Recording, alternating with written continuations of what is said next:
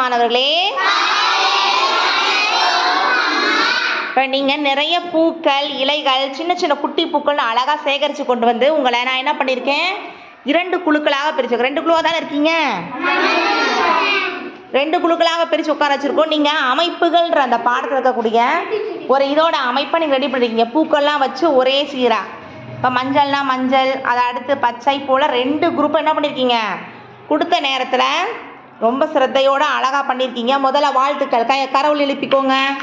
2 குழுக்கும் கரவொலிகள்.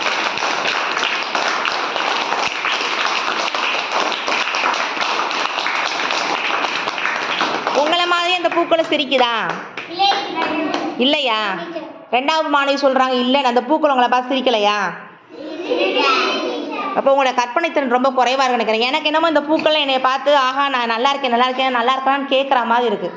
ஒவ்வொரு பூவுமே என்னை பார்த்து நான் நல்லா இருக்கேனான்னு கேட்குற மாதிரி இருக்குது. கற்பனை வளங்கள் நம்ம என்ன செஞ்சுக்கணும், வளர்த்துக்கணும். தமிழ் புத்தகத்தில் எழுதுகிறோம் இல்லையா, அதே மாதிரி பாருங்கள். இப்போ நீங்கள் எல்லாமே அமைப்புகளாக ஒவ்வொரு அமைப்பாக அமைக்கிறீங்க. குழு 1 இது, குழு 2. குழு 2 வந்து ரொம்பவும் பிசுறு இல்லாமல் அடுக்கியிருக்காங்க. பூக்கள் எல்லாத்தையுமே ஒரு கச்சா முச்சா இல்லாமல் ஒரு சரியாக அந்த அமைப்புகளில் எப்படி நம்ம படிச்சிருக்கோமோ அதே மாதிரி அமைச்சிருக்காங்க. அது குழு 1. குழு 1மே நல்லா அமைச்சிருக்காங்க. ஆனால் கொஞ்சம் முன்ன பின்ன இருக்கக்கூடியது. அதனால் இந்த அமைப்புகளுடைய இந்த செயல்பாடில் வெற்றியாளர்கள் குழு 2. கிளாப் பண்ணிக்கோங்க குழு 2காரங்களுக்கு.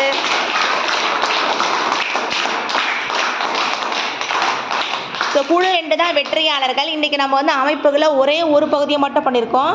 வீடுகளில் போய் நம்ம காகிதத்தில் இருக்கக்கூடிய பொருட்களை வெட்டி அதன் மூலமாக நம்ம என்ன செஞ்சுக்கலாம், செஞ்சு பார்க்கலாம். கோலப்பொடியை வச்சு நீங்கள் கோலம் போட்டு அதில் நீங்கள் அமைப்புகள் பார்க்கலாம். வீடுகளில் போய் இதையே நீங்கள் பண்ணி பார்க்கலாம். நம்ம ஏற்கனவே செஞ்சுருக்கோம். நன்றி மாணவர்களே.